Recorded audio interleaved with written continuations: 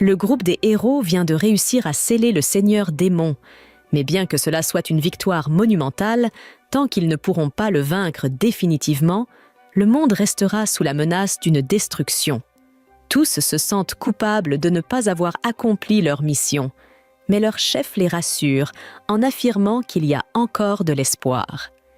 Il est certain qu'un jour, dans le futur, un nouveau héros apparaîtra pour poursuivre leur héritage et éliminer le Seigneur Démon une bonne fois pour toutes. Des années plus tard, l'équipe de rang A, Thunder Pike, est en plein raid dans un donjon public. Alors que les deux combattants de mêlée attaquent, les utilisateurs de magie commencent à lancer leurs sorts. Grâce au renforcement du soutien de l'équipe, Yuka, ils parviennent à vaincre une hydre en un temps record. Individuellement, les membres de Thunder Pike sont déjà très puissants, mais ensemble, ils sont presque imbattables, ce qui explique en partie leur popularité et le nombre de leurs admirateurs. Cependant, bien qu'ils semblent être une équipe parfaite en apparence, la réalité est tout autre. Ils ne s'entendent pas aussi bien qu'on pourrait le croire. En fait, après la fin de leur diffusion en direct, Yuka, le mage rouge, annonce à l'équipe qu'il quitte Thunder Pike avec effet immédiat. Le chef du groupe, Simon, lui demande pourquoi il veut partir. Yuka explique alors qu'il ne reçoit pas une part équitable de l'argent des récompenses. L'argent qu'il a gagné aujourd'hui est si peu qu'il risque de devoir contracter des prêts sur salaire, une situation qu'il ne souhaite absolument pas vivre. Simon tente de justifier la faible rémunération de Yuka en affirmant qu'il ne contribue pas suffisamment à l'équipe, et Barry ajoute que Yuka n'a jamais participé directement au combat. Tout ce qu'il fait, c'est épuiser la durabilité de leurs objets avec ses enchantements inutiles. Yuka n'en revient pas que Barry qualifie ses enchantements d'inutiles, mais Barry n'est pas le seul à penser cela. Le seul qui considère réellement Yuka comme utile est Jamie, mais uniquement parce qu'il est doué pour configurer leur diffusion en direct. Camilla lui dit que s'il veut être mieux payé, il doit être plus actif en tant que membre de l'équipe. Mais Yuka pense qu'elle n'a pas le droit de dire cela, étant donné qu'elle est essentiellement une soigneuse et que c'est lui qui la protège constamment pendant les combats. Le fait qu'il ne reconnaisse pas la valeur de son travail est précisément la raison pour laquelle il veut quitter le groupe. Mais Simon lui demande s'il est vraiment sûr de pouvoir se débrouiller seul s'il part. Simon lui rappelle que la seule raison pour laquelle Yuka est même classé au rang B, c'est parce qu'ils sont amis d'enfance et qu'il lui a fait une faveur en le laissant rejoindre Thunder Pike. Selon Simon, même s'ils quittent l'équipe, ils s'en sortiront très bien sans lui. Puisqu'il est clair qu'il ne pense pas que Yuka mérite d'être bien payé, il n'a aucune intention de rester. Yuka estime qu'il a gâché les 5 dernières années de sa vie à soutenir cette équipe. Il n'aurait jamais pu arriver aussi loin sans son aide, mais les autres continuent à penser qu'il ne sert à rien. Donc, ils ne ressentiront pas son absence. Maintenant que Yuka a officiellement quitté Thunder Pike, il se rend à la réception de la guilde pour demander s'il y a du travail disponible. La réceptionniste est surprise de voir un aventurier célèbre comme lui chercher une mission. Alors elle lui demande s'il s'est passé quelque chose avec Thunder Pike. Yuka lui explique qu'il a quitté l'équipe.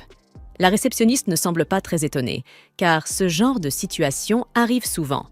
Elle lui tend un formulaire à remplir pour pouvoir lui attribuer une nouvelle équipe. Une fois qu'il a rempli le formulaire, il le remet à la réceptionniste. Mais juste à ce moment-là, une jeune fille accourt vers lui et le prend dans ses bras. La jeune fille s'appelle Marina. Elle était l'une des élèves de Yuka il y a 6 mois, lorsqu'il enseignait des cours préliminaires pour aventuriers. Yuka est content de voir qu'elle va bien. Curieuse, Marina lui demande pourquoi il est là. Il lui explique qu'il cherche une nouvelle équipe, ayant récemment quitté Thunder Pike. Marina ne le laisse même pas finir sa phrase. Si Yuka cherche une nouvelle équipe, elle serait ravie que son cher professeur rejoigne la sienne. Yuka accepte sa proposition. Quelques minutes plus tard, il est assis avec Marina et le reste des membres de son équipe pour discuter de son intégration. Stoke adore l'idée que Yuka rejoigne leur équipe, mais elle est étonnée qu'un aventurier expérimenté comme lui veuille intégrer une équipe de rang D. Yuka est actuellement classé au rang B, donc il pourrait probablement rejoindre une équipe beaucoup plus prestigieuse. Cependant, cela ne le dérange pas de faire partie d'une équipe de rang D. Et pour être honnête, il préfère même cette situation. Quand il était encore dans Thunder Pike, ils acceptaient toujours des missions de haut niveau, ce qui obligeait Yuka à acheter une quantité énorme d'objets magiques pour se préparer, le laissant constamment endetté. C'est pourquoi il souhaite maintenant prendre les choses avec plus de légèreté et se concentrer sur des quêtes de bas niveau pendant un certain temps. Puisque Marina, Silk et Regen sont tous d'accord avec cette approche, Yuka rejoint officiellement leur équipe. Leur première mission ensemble consiste à collecter du minerai de fer magique dans le donjon de Pinto Mine ***. Cela fait longtemps que Yuka n'a pas ressenti autant d'excitation pour une mission, et cela lui rappelle de nombreux souvenirs de ses débuts en tant qu'aventurier. Yuka se souvient que ce donjon contient de nombreuses veines de minerai magique aux 6 étages. Silk confirme, mais précise qu'ils espéraient éviter de combattre le boss du 5 étage. Yuka leur propose alors de commencer par explorer le four et étage. En entrant dans le donjon, Marina prend les devants et utilise un bâton pour vérifier la présence de pièges. Yuka est très fière, car elle applique exactement ce qu'il lui a enseigné. Cependant, il lui demande de lui laisser la tête de l'expédition pour l'instant, car il a une méthode plus efficace. Marina ne comprend pas ce qu'il veut dire, étant donné que leur équipe n'a ni éclaireur ni voleur pour détecter les pièges. Mais Yuka, lui, possède un objet magique qui peut se révéler très utile dans cette situation. Il s'agit d'une lampe de détection qui, grâce à un type d'huile spéciale, éclaire les pièges et les rend visibles, comme le ferait un éclaireur. La lampe est effectivement très utile, mais Silk se demande si c'est une bonne idée que Yuka l'utilise, car l'huile spéciale semble très coûteuse. Yuka lui explique que, oui, elle est normalement chère, mais il l'a fabriquée lui-même grâce à son alchimie, ce qui ne lui a presque rien coûté. Le groupe continue de progresser dans le couloir tout en évitant soigneusement les pièges, jusqu'à ce que Yuka leur demande de s'arrêter. Il sent quelque chose d'anormal devant eux. Il avertit les autres qu'ils devraient se préparer à un combat. Ensemble, ils se précipitent et se retrouvent face à un groupe de Boggle. Silk décide de prendre l'initiative et tire le premier coup, abattant l'un des Boggle, tandis que Marina s'élance pour écraser les autres avec son marteau. Pendant qu'elle attaque, Yuka lance des enchantements physiques superposés sur elle pour améliorer ses capacités de combat. Tout en affaiblissant les Boggle avec un sort de débuff profitant de leur désorientation, Marina attaque, et d'un mouvement fluide, elle parvient à couper 2 Boggle en 2. Même elle est surprise par sa propre performance. Elle se retourne pour demander à Yuka si cette sensation qu'elle vient de vivre est due à sa magie. Yuka confirme qu'il a utilisé 3 types d'enchantements sur elle pour l'aider dans son combat. Rain n'en revient pas que Yuka ait pu lancer 3 enchantements en même temps, et sans incantation, en plus. Mais Yuka ne trouve pas cela si impressionnant et leur suggère simplement de continuer leur route. En avançant dans la mine, il demande aux filles comment elles gèrent leurs explorations habituelles de donjons. Marina, fièrement, explique qu'elles prennent toujours une pause après chaque étage et vérifient leur équipement, exactement comme il leur a appris à le faire. Étant donné cela, Yuka propose qu'ils se reposent un peu avant de continuer. Après leur pause, Marina et les autres vérifient tous leurs équipements pour s'assurer qu'il n'y a pas de dégâts. Tout semble en bon état, alors ils se préparent à poursuivre leur mission et descendent à l'étage suivant. Au 2e étage du donjon, le groupe est soudainement pris en embuscade par un groupe de mineurs morts-vivants. La seule façon de les éliminer est que Rain utilise la magie sacrée, ce qui nécessite que tout le monde la protège pendant qu'elle récite son incantation. Marina et Silk prévoient de prendre en charge la défense, mais Yuka leur dit qu'il s'en occupe. Il lance une bénédiction de lumière sur tout le groupe.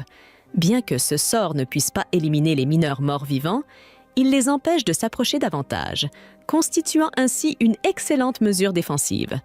Finalement, Rain termine son sort de lumière sacrée et l'utilise pour éradiquer les morts-vivants. Une fois en sécurité, Marina commence à féliciter Rain pour son excellent travail. Yuka la félicite également, soulignant qu'il y a peu de personnes capables d'utiliser la magie de lumière à une échelle aussi grande. Cependant, il remarque que cela a probablement consommé une grande partie de son mana. Alors, il lance un sort de recharge de mana pour l'aider à se rétablir. Tout le monde est stupéfait que Yuka puisse utiliser recharge de mana, car c'est une compétence extrêmement rare. Le sort de recharge de mana restaure complètement le mana de la personne sur laquelle il est lancé.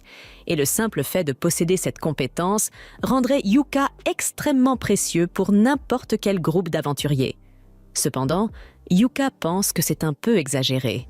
Il explique qu'il a appris ce sort uniquement pour compenser le fait d'avoir un rôle peu commun, comme celui de mage rouge. Cela dit, apprendre cette compétence a été vraiment difficile pour lui. Le groupe continue ensuite son chemin, et en avançant, Yuka commence à verser un liquide sur le sol. Silk, intrigué, lui demande ce qu'il fait. Yuka lui explique qu'il verse de l'eau bénite sur leurs empreintes afin d'empêcher les monstres morts-vivants de les suivre. Inquiète, Silk lui demande si c'est vraiment une bonne idée de gaspiller de l'eau bénite, car elle coûte cher. Mais Yuka la rassure en lui disant que tout va bien, car, encore une fois, il l'a fabriquée lui-même. Le groupe est choqué d'apprendre que Yuka peut créer de l'eau bénite, même s'il n'est pas prêtre. Mais il a une méthode spéciale pour cela. En purifiant les cendres laissées par les morts vivants après leur défaite, Yuka peut les transformer en eau bénite. D'ailleurs, les cendres récupérées des mineurs morts vivants suffiront largement à compenser la quantité d'eau bénite qu'il utilise actuellement. Quand ils atteignent enfin le 3e étage, Yuka propose qu'ils fassent une autre pause, puisqu'ils vont commencer l'extraction de minerais à partir de cet étage. Comme ils n'ont pas mangé depuis un moment, Yuka sort des ustensiles de cuisine de son sac magique et annonce qu'il va leur préparer un repas. Les sacs magiques ne sont pas très rares, mais c'est la première fois que Rain en voit un en personne. Elle est donc très excitée et s'approche pour voir comment il fonctionne. Yuka met quelques saucisses et des œufs dans une poêle, et pendant que cela cuit, il sort un pot spécial. Les filles le regardent taper sur le côté du pot, qui se remplit instantanément. Yuka leur explique qu'il s'agit d'un artefact rare qu'il a trouvé dans les ruines d'un palais royal. Ce pot magique se remplit d'une soupe aléatoire à chaque utilisation, ce qui le rend très pratique à avoir lors de leurs aventures. Les filles sont extrêmement reconnaissantes envers Yuka, car c'est la première fois qu'elles mangent un repas aussi délicieux en plein milieu d'une mission dans un donjon. Cependant, Silk remarque quelque chose d'étrange. De la mana semble émaner des plats. Elle demande à Yuka ce qu'il en est. Mais il répond qu'il n'y a rien de spécial dans la nourriture, à part le fait qu'il l'a préparée avec beaucoup d'amour. Ses compétences en alchimie ont peut-être accidentellement enchanté les aliments, mais cela ne devrait poser aucun problème. Le groupe finit par atteindre le 4e étage du donjon, où ils se retrouvent face à un lézard de roche. Alors que le monstre se précipite sur eux, Yuka lance un sort de ralentissement, immobilisant presque complètement la créature. Marina, voyant une opportunité, se précipite pour attaquer. Habituellement, elle éviterait de prendre un tel risque, mais grâce aux enchantements de Yuka qui ont renforcé sa force et son endurance, elle décide d'utiliser son épée magique. Avec cette technique, elle parvient à trancher la tête du lézard de roche en un seul coup, un exploit qui la surprend elle-même. Après la bataille, Marina est totalement épuisée, car les 6 épées magiques utilisent une grande quantité de mana, mais Yuka l'encourage à l'utiliser autant que possible, car avec le temps, son corps s'habituera à l'effort. Pour l'aider à récupérer, il lance rafraîchissement de mana. Il y a beaucoup de minerais magiques ici, donc Yuka commence à miner avec les filles. Après un certain temps, elles réussissent à récolter une tonne de minerais magiques. Yuka leur demande si cela suffit pour remplir les conditions de leur quête, mais Silk répond qu'elles ont encore besoin d'un peu plus. Malheureusement, il n'y a plus de minerais magiques à cet étage, et leur seule option maintenant est de vaincre le boss du 5e étage, le crabe en acier broyeur de Nava, et de descendre au 6e étage pour récolter les minerais restants. Les filles n'aiment pas l'idée, car elles ne sont pas sûres de pouvoir survivre à un monstre aussi redoutable. Cependant, Yuka leur dit de ne pas s'inquiéter, car il fera de son mieux pour gérer ce boss seul. Un peu plus tard, ils arrivent devant la salle du boss.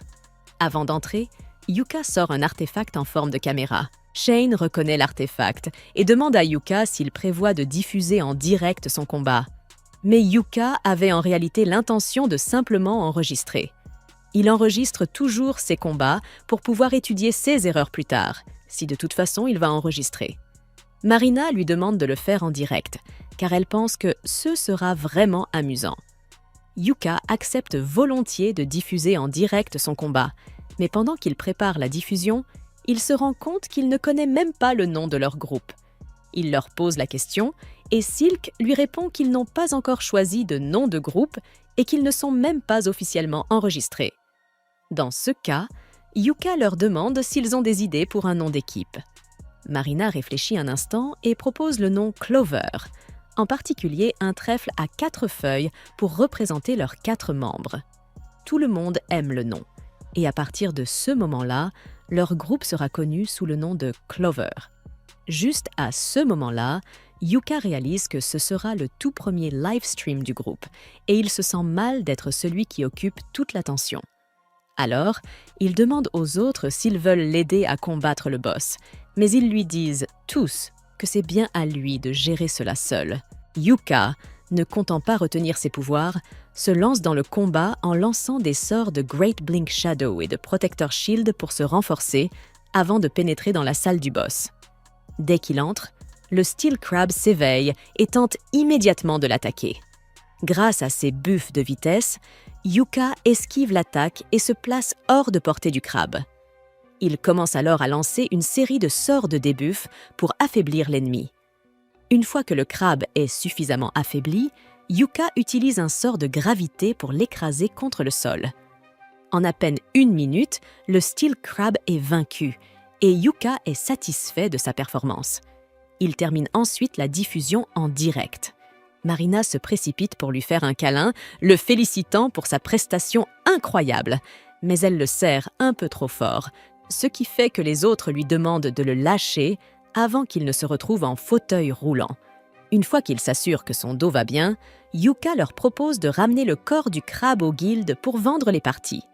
Il utilise son Magic Bag pour y stocker tout le crabe, un énorme avantage, car il n'aurait jamais pu le transporter autrement. Jusqu'ici, Yuka a été indispensable pour leur équipe, mais Silk trouve injuste qu'ils dépendent constamment de lui pour tout. Yuka leur propose donc qu'à la prochaine bataille contre un boss, tout le monde participe pour acquérir de l'expérience. Les filles sont enthousiastes à l'idée, mais avant cela, elles ouvrent le coffre au trésor qu'elles ont obtenu pour avoir vaincu le boss de l'étage. À l'intérieur, elles trouvent une tonne de minerais magiques, ce qui signifie qu'elles n'auront plus besoin de miner après tout. Après cela, Yuk et son groupe retournent en ville en carrosse. Il agit poliment et demande aux filles comment elles évaluent leurs nouveaux membres du groupe sur une échelle de 1 à 10. Toutes les filles sont vraiment impressionnées par ses compétences globales dans le donjon. Mais Yuk pense qu'elle se sentirait mal à l'aise de voir quelqu'un de plus âgé qu'elle devenir soudainement membre du groupe.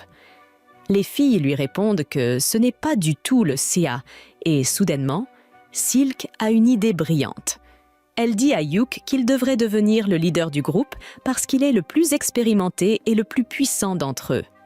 Yuk est déconcerté, car il ne pense pas qu'il soit juste qu'un nouveau venu devienne le leader. Mais les autres filles sont d'accord, disant que leur groupe a été officiellement formé lorsqu'elles ont décidé de l'appeler Clover, et cela fait de Yuk un membre fondateur. Lorsque les filles continuent de le pousser, Yuk finit par céder et accepte de devenir le leader du groupe pour pouvoir garder tout le monde en sécurité. D'autre part, son ancien groupe, Thunder Pike, a du mal dans le donjon.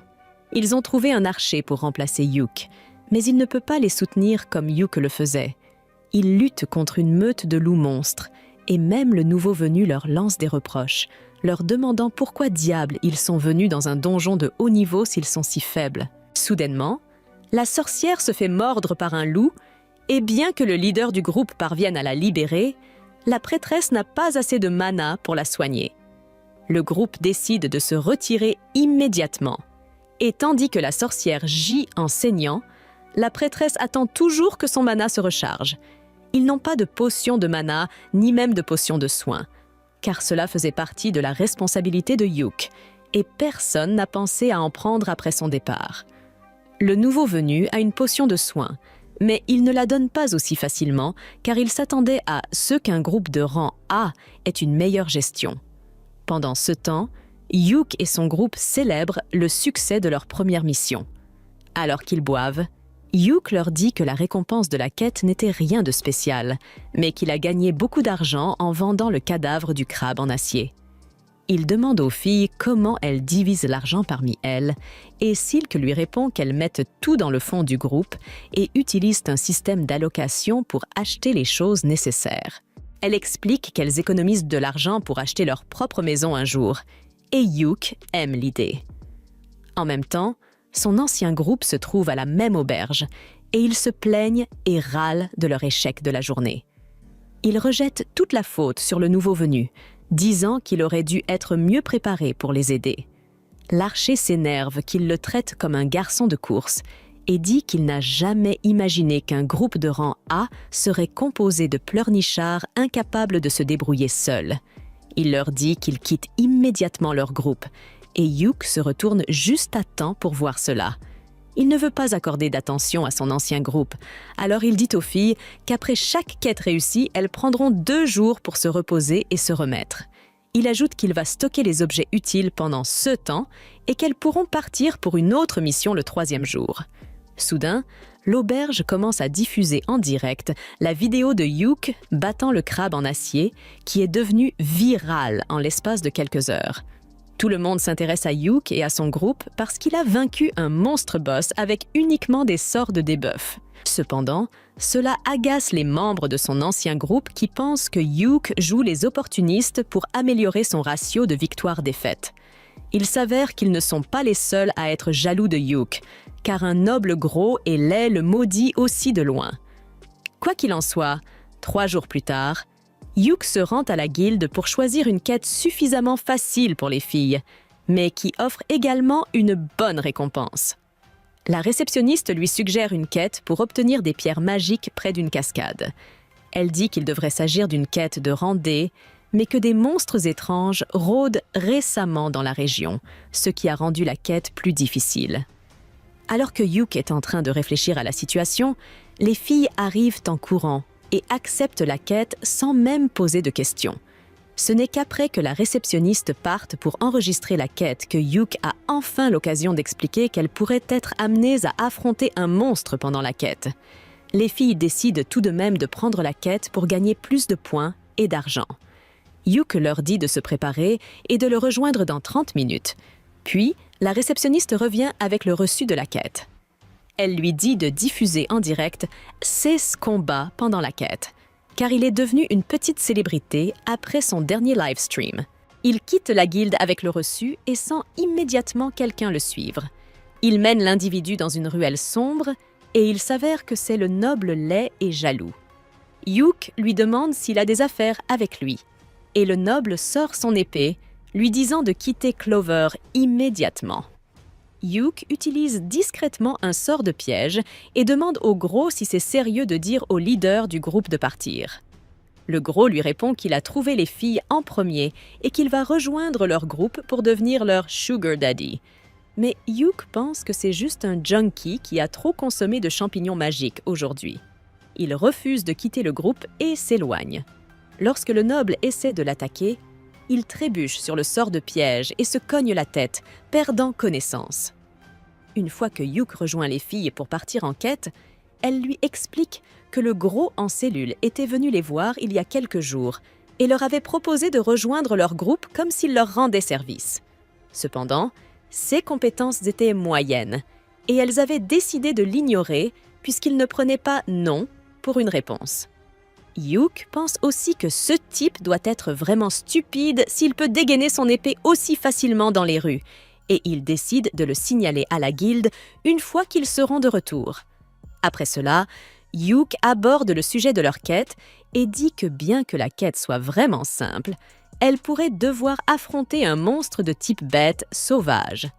Les filles lui répondent qu'elles étaient dans la région, il y a environ 2 mois, mais qu'elles n'avaient affronté aucun monstre à ce moment-là et qu'il n'y avait même pas d'animaux ordinaires non plus. La deuxième partie inquiète Yuk et il leur explique que la seule raison pour laquelle tous les animaux fuient la forêt, c'est à cause d'un monstre puissant.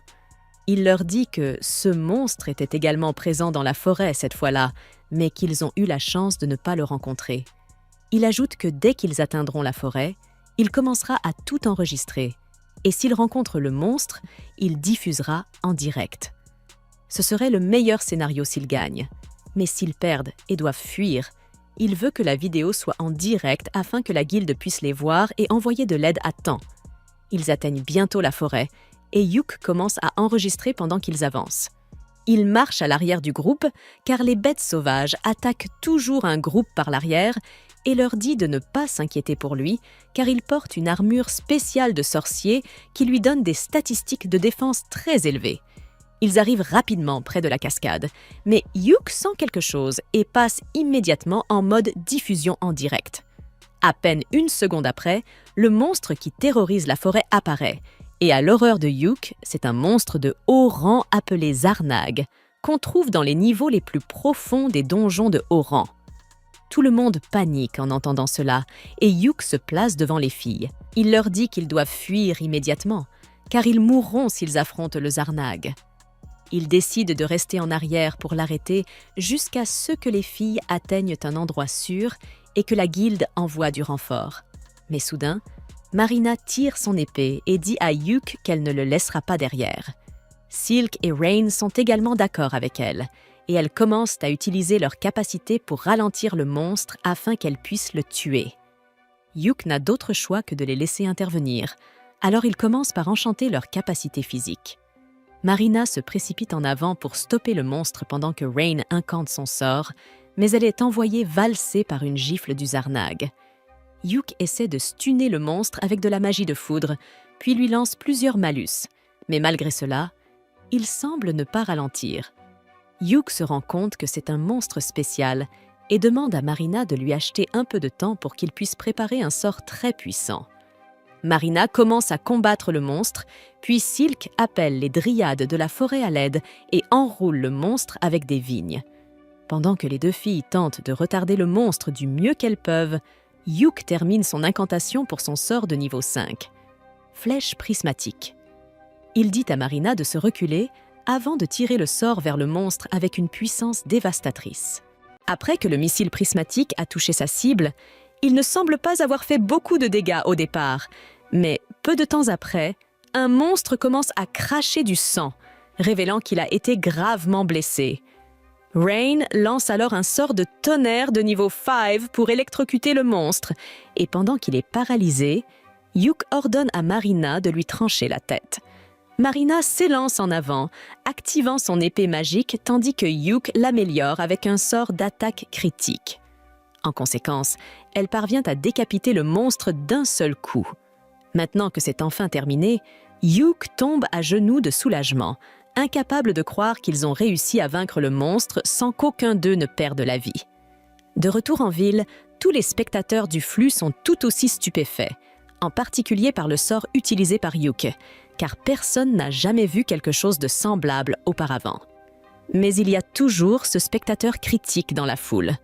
Dans la forêt, Yuk se sent un peu étourdi à cause de toute la mana qu'il a dû utiliser pendant le combat. Mais dans l'ensemble, il est encore en bonne condition. Il est heureux que tout se soit bien terminé. Mais ce combat était beaucoup trop difficile pour un groupe de débutants comme eux. La seule raison pour laquelle ils ont réussi à s'en sortir vivants est qu'ils ont eu de la chance. Il dit aux filles qu'il va les réprimander plus tard à cause de leur comportement imprudent. Mais les filles pensent que Yuk a été tout aussi imprudent qu'elles. Après tout, il s'était précipité dans la bataille seul au départ, s'attendant totalement à se faire tuer, ce qui est un comportement inacceptable. Yuk ne peut pas nier qu'il était prêt à se sacrifier. Alors il fait un compromis et dit qu'ils pourront tous discuter de leurs griefs plus tard. Pour l'instant, ils devraient probablement se nettoyer, car ils sont tous couverts de sueur, et Marina est maculée de sang de Zarnak. Pendant que les filles se baignent dans la rivière, Hugh commence à monter le camp, et toute cette situation lui rappelle de bons souvenirs datant d'il y a 6 mois. À cette époque, Hugh était chargé de former l'équipe de Marina, et il était impressionné par la rapidité avec laquelle les filles s'adaptaient à la vie d'aventurière, même s'il y avait quelques points à améliorer. Marina était un peu maladroite, ce qui la rendait excessivement prudente, et Rain était très timide. Mais malgré tout cela, vu leur performance, si cela ne tenait qu'à Hugh, il leur aurait immédiatement accordé leur licence d'aventurière de rang D.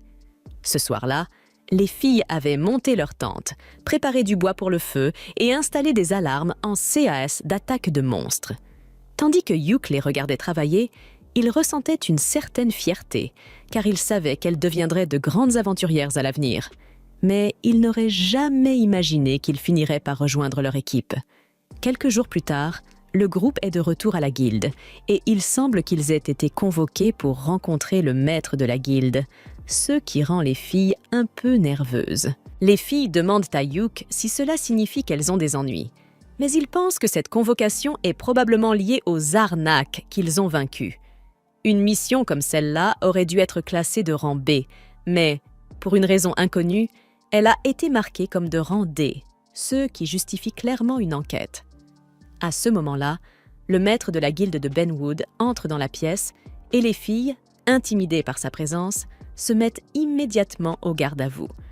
Il s'approche de Hugh et lui demande de s'expliquer, mais Hugh n'a rien fait de mal. Il répond donc à Benwood qu'il a déjà fourni toutes les informations pertinentes dans le rapport qu'il a rédigé pour la guilde. Benwood n'est pas satisfait d'un simple rapport objectif. Il exige une explication détaillée, mais avant d'entrer dans les détails, Hugh lui demande d'abandonner son attitude de dur à cuire, car cela effraie les filles. Marina tente d'empêcher Hugh de parler aussi familièrement au maître de la guilde, car c'est une personne très puissante, mais il s'avère que Benwood respecte beaucoup Hugh.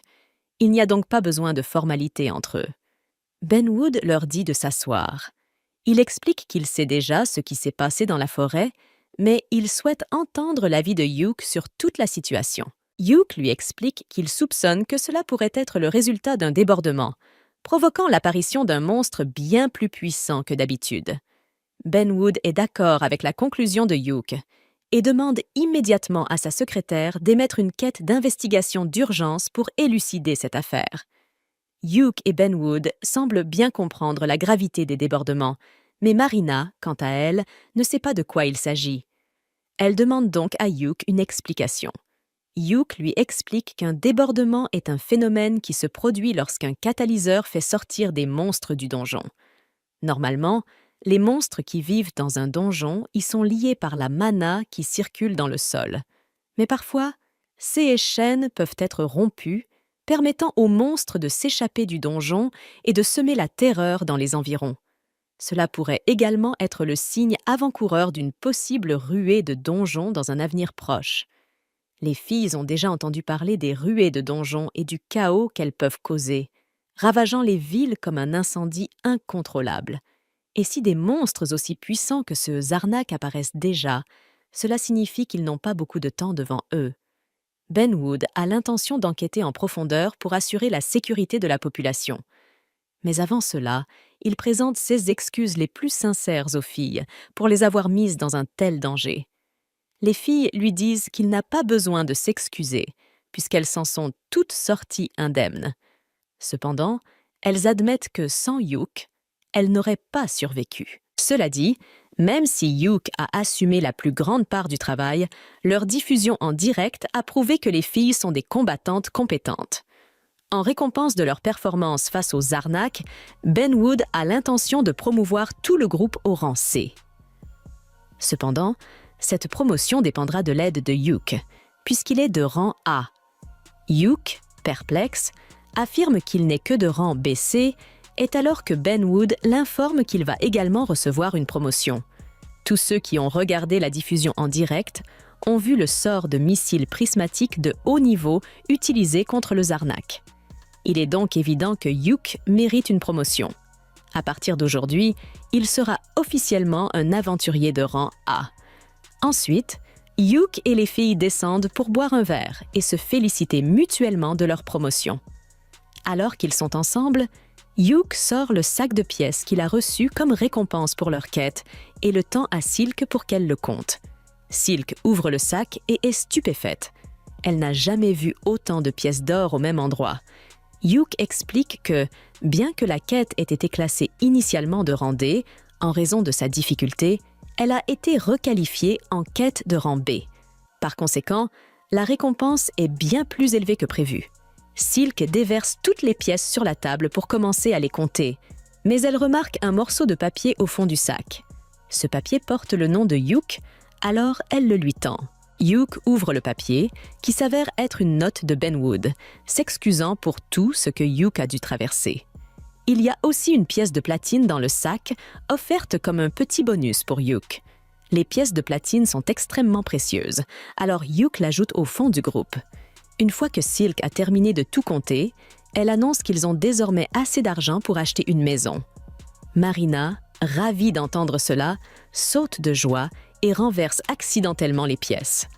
Silk est également contente qu'ils aient atteint leur objectif financier, mais elle se sent un peu coupable, car ils n'ont obtenu cette somme que grâce à Yuk. Bien que cela soit vrai, Yuk rassure Silk en lui disant qu'elle n'a pas à voir les choses de cette façon. Ils l'ont choisi comme chef de Clover, et il est naturel pour un chef de tout faire pour aider son groupe. Ainsi, même s'il a joué un rôle majeur dans l'obtention de cet argent, il appartient à tous. Le groupe continue de célébrer jusque tard dans la nuit. À un moment, Rain demande à Yuk s'il a un rêve qu'il aimerait accomplir. Pris au dépourvu par la question, Yuk demande à Rain s'il y a une raison particulière à sa curiosité. Rain explique qu'ils viennent d'atteindre leur objectif d'acheter une maison grâce à assez d'efforts et qu'elle souhaite maintenant savoir quel est son rêve pour l'aider à le réaliser. Encouragée par son intérêt, Yuk révèle que son rêve est de conquérir les étages les plus profonds du donjon de l'obscurité achromatique. En entendant cela, les filles recrachent immédiatement leur boisson, stupéfaites.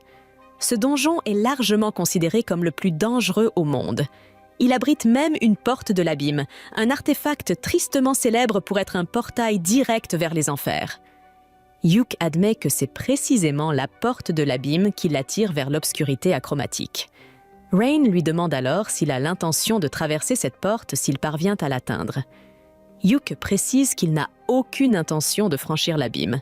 Il souhaite simplement voir de ses propres yeux ce qui se trouve aux confins du monde. Il poursuit en partageant que son oncle avait autrefois tenté le même exploit et s'était approché de la porte, mais avait finalement échoué. Enfant, Yuk avait entendu cette histoire tant de fois qu'elle l'avait inspiré à tenter sa chance, même s'il reconnaît que cet objectif pourrait toujours rester hors de portée. Marina trouve le rêve de Yuk inspirant et propose que l'équipe s'aventure dans l'obscurité achromatique pour l'aider à le réaliser. Cependant, Yuk explique que ce n'est pas aussi simple qu'il n'y paraît. Ce donjon est extrêmement dangereux, nécessitant une autorisation gouvernementale pour y entrer, et seules les équipes de rang A peuvent obtenir ce genre de permission. Malgré les défis, Rain soutient l'idée et suggère que cela devienne le prochain grand objectif de l'équipe. Le groupe accepte, jurant de travailler dur pour réaliser le rêve de Yuk, tout en reconnaissant que ce ne sera pas un défi à relever dans un avenir proche. Pendant ce temps, les diffusions en direct de Clover gagnent de plus en plus d'attention, attirant un public croissant à chaque nouvelle vidéo. Lors de leur dernière diffusion, l'équipe affronte une main mort-vivante. Grâce à une coordination impeccable, ils en viennent à bout. Rain lance un sort de foudre, tandis que Yuk utilise un parchemin de roche. Une fois le combat terminé, ils concluent le stream avec des saluts joyeux à leur base de fans grandissante. Au sein de la guilde, ils sont accueillis par l'admiration de presque tout le monde, sauf par les membres de Thunder Pike *, qui jalousent la montée en popularité de Yuk. Barry minimise les succès de Yuk, attribuant ses exploits au fait qu'il fait partie d'une équipe remplie de novices. Simon, cependant, a entendu des rumeurs selon lesquelles Yuke aurait récemment obtenu une promotion au rang A, ce qui pourrait indiquer que ses compétences sont bel et bien légitimes. Thunder Pike a toutefois des problèmes plus urgents à régler. Ils échouent régulièrement dans leur mission et Simon est convaincu que leurs échecs sont dus aux recrues qu'ils continuent d'embaucher de gens qu'il qualifie de « crétins inutiles ». Aucune des nouvelles recrues ne reste plus d'une journée avec eux, mais sûrement ce n'est pas à cause de leur équipe. N'est-ce pas? En parlant de leur équipe, Simone demande pourquoi Jamie n'est pas là, et Camilla lui explique que Jamie n'avait pas envie de sortir boire un verre.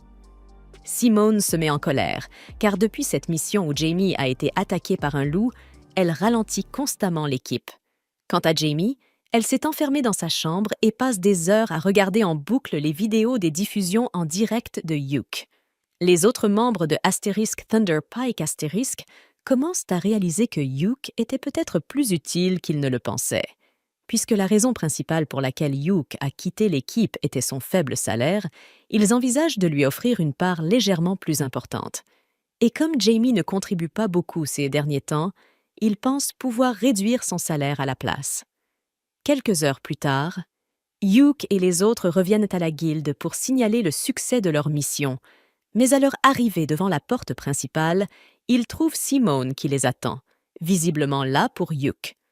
En voyant Simone, Yuke ressent une montée de colère. Il demande alors aux filles de rentrer sans lui, puis s'adresse à Simone pour lui demander ce qu'il veut. Simone va droit au but et annonce qu'il accorde à Yuke l'honneur de réintégrer Asterisk Thunder Pike Asterisk. Yuke n'en revient pas des absurdités qui viennent de sortir de la bouche de Simone, mais ce dernier persiste et essaie de manipuler Yuke pour qu'il réfléchisse à sa proposition. Simone lui rappelle que son rêve de voir la porte des abysses ne peut se réaliser que s'il fait partie d'une équipe de rang A, comme Thunder Pike. De plus, Simone insiste sur le fait que depuis que Yuke a quitté Thunder Pike, ils ont du mal à accomplir des quêtes. Il affirme que c'est donc la responsabilité de Yuke de revenir et de réparer les choses. Yuke écoute calmement tout ce que Simone a à dire, mais il s'en fiche complètement. Leur amitié d'enfance ne signifie plus rien après tout le mépris et le manque de respect que Simone lui a montré. Yuke déclare fermement qu'il ne veut plus jamais avoir affaire à Simone ou à Asterisk Thunder Pike Asterisk. Sans perdre son calme, il tourne les talons et entre dans la guilde, laissant Simone ruminer les conséquences de ses actes. Pendant ce temps, Bézio, qui a observé toute la scène, esquisse un sourire sinistre, manifestement en train de fomenter un plan. À l'intérieur, Yuke retrouve les filles, qui veulent savoir ce que voulait l'homme à l'extérieur. Yuke leur explique qu'il s'agissait de Simone, le chef de son ancienne équipe. Dès qu'elle entend cela, Marina s'inquiète immédiatement et demande nerveusement si Yuke envisage de rejoindre Thunder Pike. Avec un sourire rassurant, Yuke secoue la tête et répond « Absolument pas. Rien au monde ne pourrait me forcer à retourner dans ce chaos. » Rassurées par sa réponse, les filles changent de sujet. Elles se dirigent toutes ensemble vers le comptoir de réception pour signaler le succès de leur mission. Une fois cela fait, elles décident de se détendre et de célébrer avec des boissons. Entre rires et discussions animées, le groupe profite de leur soirée, plus soudé que jamais. Yuke, en les regardant, se sent encore plus convaincu que quitter Thunder Pike Asterisk était la meilleure décision qu'il ait jamais prise. Le lendemain, Yuke convoque une réunion pour informer les filles d'une quête qu'ils ont reçue. Marina est déjà prête à partir, mais Yuke lui demande de s'asseoir d'abord et d'écouter au moins de quoi il s'agit. Il leur annonce que leur équipe a été spécifiquement demandée par Earthies. Les filles sont surprises, car Earthy est l'atelier le plus renommé du pays. En fait, l'arc de Silk a été fabriqué chez Earthies, donc c'est un honneur d'être personnellement sollicité par eux. Cependant, elles se demandent encore pourquoi Earthies choisirait Clover parmi toutes les équipes. Yuke explique qu'Earthies lance une nouvelle gamme d'équipements pour femmes, à la fois élégants et sécurisés. Ils veulent donc que Marina, Silk et Rain explorent un donjon en portant CS nouvelles tenues afin de promouvoir la marque. Marina n'arrive pas à croire qu'elles vont réellement devenir les égéries d'une marque aussi prestigieuse qu'Earthies, Mais Silk et Rain sont déjà en train d'arranger leurs cheveux pour la mission. C'est une excellente affaire, car elles sont payées pour conquérir un donjon et pourront garder leurs armures après. Alors elles disent à Yuke qu'elles acceptent l'offre et rejoignent plus tard le groupe pour l'Iron Dungeon. Le jour de la quête arrive enfin. Yuke retrouve les filles à l'extérieur du donjon et elles ont déjà revêtu leur nouvelle tenue Earthies. Yuke leur dit qu'elles sont toutes vraiment mignonnes et qu'en plus d'être esthétiques, les équipements sont très fonctionnels, donc il pense qu'ils leur conviennent parfaitement. Mais pour une raison inconnue, Rain semble fâché contre lui et il ne sait pas pourquoi. Le groupe entre dans le donjon et en chemin, Yuke explique que ce donjon est relativement ancien et ne comporte que 4 étages. Cependant, tout en bas, il y a une entrée menant à un donjon distinct, et c'est celui-là qu'ils doivent explorer. Pour atteindre l'entrée principale du 2e donjon, Yuke leur dit qu'ils vont devoir emprunter les escaliers. Mais ces escaliers sont très longs. Alors Marina demande s'ils ne pourraient pas simplement descendre au milieu avec une corde pour gagner du temps. Yuke lui répond que, normalement, elle aurait raison et que certaines personnes ont déjà essayé de le faire par le passé. Cependant, ce donjon possède un champ de distorsion empêchant d'aller ailleurs que sur les chemins prévus. Il leur conseille donc de faire attention à ne pas se retrouver piégés dans ce champ. Mais il remarque alors que Rain semble toujours contrariée. Alors il lui demande s'il a fait quelque chose de mal. Rain ne répond rien, mais les autres savent pourquoi elle est contrariée et disent à Yuke de regarder de plus près la tenue de Rain. Yuke l'observe attentivement, cherchant ce qu'il aurait pu manquer, et c'est à ce moment-là qu'il remarque qu'elle a changé la couleur de son ruban aujourd'hui, le passant du rouge au bleu. Rain était vexée qu'il ne l'ait pas complimentée à ce sujet, alors Yuke lui dit que cela lui va bien, et elle se sent aussitôt beaucoup mieux. Ils descendent ensuite au 2e étage, et, grâce à sa lanterne, Yuke repère un piège devant eux. Il demande donc aux filles de reculer pendant qu'il s'en occupe. Il sort un long bâton et frappe le piège avec, déclenchant ainsi plusieurs dizaines de lances surgissant du sol, des murs et du plafond. Cela aurait été une mort particulièrement désagréable, mais maintenant qu'il l'a déjà activé, ils devraient pouvoir avancer en toute sécurité. Ils vont devoir se faufiler entre toutes ces lances. Alors qu'ils marchent, Yuke demande si quelqu'un a des difficultés. Heureusement, grâce à leur nouvelle armure bien ajustée, les filles n'ont aucun mal à passer entre les lances. Une fois qu'ils ont avancé un peu plus loin dans le couloir, Yuke ressent une présence devant eux et prévient les filles de se préparer au combat. Le groupe se retrouve face à face avec un groupe d'orques, et dès que Silk les voit, des années de haine ancestrale refont surface dans son esprit. Yuke sait que les orques sont les ennemis naturels des elfes, mais il demande à Silk de rester calme afin qu'elle ne commette pas d'erreur.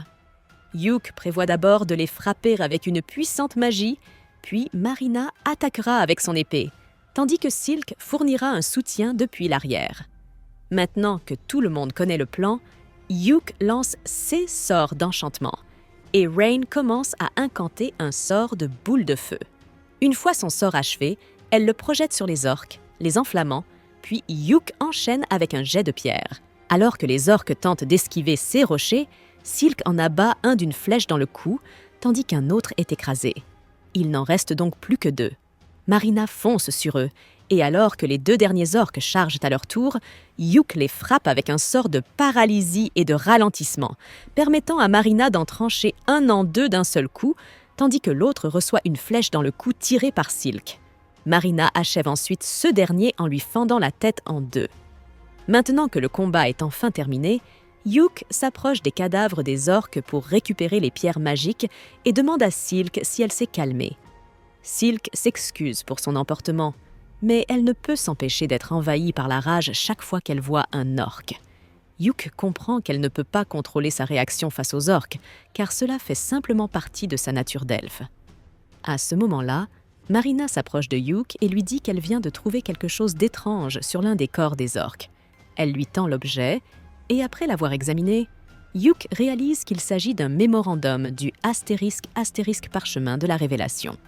C'est un artefact capable de révéler des capacités cachées chez ceux qui l'utilisent. C'est plutôt étrange qu'un orque de Baran possède un objet pareil, mais dans son état actuel, il n'a pas beaucoup de valeur, car il est très endommagé. Cependant, ce serait du gâchis de le revendre tel quel. Alors Yuk annonce qu'il va le réparer et le laisser à l'une des filles. Silka demande ce qui se passe si l'une d'elles utilise le parchemin. Alors Yuk explique qu'il révélera un talent caché. Par exemple, cela pourrait lui accorder un second métier ou peut-être une nouvelle compétence. Si c'est bien ce que fait le parchemin de la révélation, alors Rain et Silka suggèrent que Marina l'utilise une fois réparée, puisqu'elle n'a qu'un seul métier pour le moment. Marina hésite un peu à accepter, car les mages épéistes sont rares et elle n'est pas sûre d'avoir le potentiel pour en devenir un. Cependant, Yuk pense que ça vaut la peine d'essayer de toute façon, car même si elle n'obtient pas un second métier, elle pourrait découvrir une capacité cachée. À ce moment-là, un coffre apparaît en guise de récompense pour avoir vaincu les orques. Après l'avoir ouvert, ils continuent leur chemin jusqu'à la salle de repos entre les étages. La récompense obtenue dans le coffre est un sac magique, ce qui met Rain aux anges, car tout le monde lui a dit qu'elle pouvait le garder, principalement parce que ces sacs sont plus utiles aux membres jouant un rôle de soutien. S'ils parviennent à en trouver un autre à un moment donné, Yuk pense que ce serait mieux que Silka l'ait, car cela lui permettrait de stocker plus de flèches. Une fois leur pause terminée, ils se lèvent tous. Mais avant de continuer, Yuk veut faire le point sur les pertes et les gains de l'équipe. Yuk a utilisé l'un de ses parchemins, mais ses niveaux de mana sont encore corrects et Marina se sent parfaitement bien. Silka a utilisé 5 flèches lors du combat contre les orques, mais il lui en reste encore 20. Quant à Rain, elle est prête à continuer. Puisque tout le monde est encore en bonne condition, ils descendent au 3e étage et Yuk avertit tout le monde de rester en alerte. Même si cet étage n'a pas de boss, ils doivent être prêts en CAS d'attaque. Autrefois, il y avait une porte menant au donjon principal, la cité abandonnée. Mais il y a environ 10 ans, elle a simplement disparu et maintenant, tout le monde peut y entrer librement. On raconte que par le passé, la porte était gardée par plusieurs traqueurs de l'ombre. D'après ce que sait Yuk, ces créatures sont censées ressembler à des mannequins noirs solides aux yeux brillants. Cependant, cela fait des années que personne n'en a vu, donc il est impossible qu'ils en croisent un ici. Cependant, il y a bel et bien un mannequin noir aux yeux brillants qui les fixe d'un regard menaçant depuis le 3e étage. Marina demande alors s'ils doivent s'inquiéter à ce sujet. Cette chose est sans aucun doute un traqueur de l'ombre, et Yuk trouve incroyable qu'ils en voient réellement un ici. Il s'assure donc que l'enregistreur capture bien la scène. Le traqueur de l'ombre a beau être inquiétant, ils n'ont pas à s'inquiéter pour le moment, car il est sur le 3e étage, et il est impossible qu'il puisse traverser le champ de distorsion. Cependant, le traqueur de l'ombre saute soudainement et traverse le champ de distorsion comme si de rien n'était. Il risque d'avoir de sérieux problèmes. Yuk dit à tout le monde de se préparer au combat et sort un parchemin d'enchantement multiple pour renforcer les filles autant que possible. Mais même avec toutes ces améliorations, lorsque le traqueur de l'ombre lance sa première attaque, il met Marina hors de combat en un seul coup. Rain se précipite auprès de Marina pour la soigner, tandis que Silka assure la couverture. Mais Yuk n'en revient toujours pas que l'ombre ait pu briser si facilement sa barrière d'enchantement multiple. L'ombre prépare une autre attaque, alors Yuk se jette en avant et incante une barrière de protection sur lui-même. Mais l'attaque de l'ombre la pulvérise sans difficulté. Yuk en conclut donc que les attaques de cette créature doivent être spécialement conçues pour détruire les barrières. Il change alors de stratégie et lance Ombre Fugace sur lui-même afin d'éviter d'être touché et de pouvoir se faufiler derrière l'ombre pour l'abattre. Cependant, avant qu'il ne puisse frapper, l'ombre se retourne et lui lance une malédiction de magie noire qui le laisse complètement paralysé. Il est peut-être réellement impossible de la vaincre. L'ombre incante alors une autre malédiction. Mais Rain parvient à la bloquer avec un bouclier sacré, tandis que Silka contre-attaque avec ses lianes de dryade. Pendant que l'ombre est occupée, Rain tente de soigner Yuk comme elle l'a fait pour Marina, mais horrifiée, elle découvre que Yuk ne respire plus. Au même moment, l'ombre lacère Silk dans le dos, et Marina parvient à la repousser, mais elle est beaucoup trop rapide pour qu'elle puisse la toucher. Rain décide alors d'utiliser un sort à large portée pour l'éliminer. Elle lance pluie de stalactites et la vise directement. mais l'ombre disparaît et lacère Marina et Rain dans le dos. Désormais, toutes les filles sont grièvement blessées, mais l'ombre n'en a pas fini, car elle incante alors des douzaines de canons d'éclipse et les projette droit sur elles. Cela aurait dû être leur fin, mais à la dernière seconde, Hugh réapparaît et déploie un bouclier de lumière pour les protéger. Il recouvre le sol de 1000 pièges d'entrave pour empêcher l'ombre de s'échapper, puis il commence à enchaîner tous les effets de malus possibles pour l'affaiblir, tout en lançant des sorts de renforcement sur les filles pour les soigner. Maintenant que les filles sont de nouveau en état de combattre, Silka piège l'ombre dans ses lianes de dryade, donnant à Rain le temps nécessaire pour incanter son sort d'extermination des morts vivants et effacer définitivement l'ombre. La bataille est enfin terminée, et Marina est tellement soulagée que Hugh soit encore en vie qu'elle lui fait un gros câlin. Mais Hugh lui dit que son étreinte est en train de le rapprocher dangereusement de la mort une fois de plus. Une fois que Marina le relâche, Hugh la remercie, car si elle n'avait pas repéré le traqueur de l'ombre au moment où elle l'a fait, il aurait pu les attaquer par surprise, ce qui aurait été une condamnation à mort assurée pour eux. Il demande ensuite à Rain ce qu'elle pense de l'ombre. Rain répond que c'était une créature mort-vivante, mais que son mana était en désordre, comme si son existence même n'aurait pas dû être possible. De plus, elle n'aurait jamais dû pouvoir traverser le champ de distorsion, donc il est fort probable qu'elle soit le résultat d'un dépassement de donjon. Silk demande alors à Yok ce qu'il devrait se faire, et puisqu'ils sont déjà à l'étage inférieur, il suggère qu'ils terminent au moins leur quête avant de remonter. Dans ce cas, Marina demande s'ils devraient informer tout le monde de la présence du traqueur de l'ombre via un flux en direct. Mais Hugh préfère éviter, puisqu'il porte la ligne d'équipement inédite d'Earthies, et il ne veut pas la dévoiler au public sans l'autorisation du client. Hugh propose donc de finir la quête rapidement pour pouvoir quitter cet endroit, et ils continuent leur progression en s'engageant dans le couloir. Là, ils trouvent la porte menant à la cité abandonnée, et selon les légendes, des gens y vivaient autrefois. Cependant, leur quête exige seulement qu'ils atteignent la porte, pas qu'ils entrent. Une fois qu'ils la touchent, ils font donc demi-tour et remontent à la surface.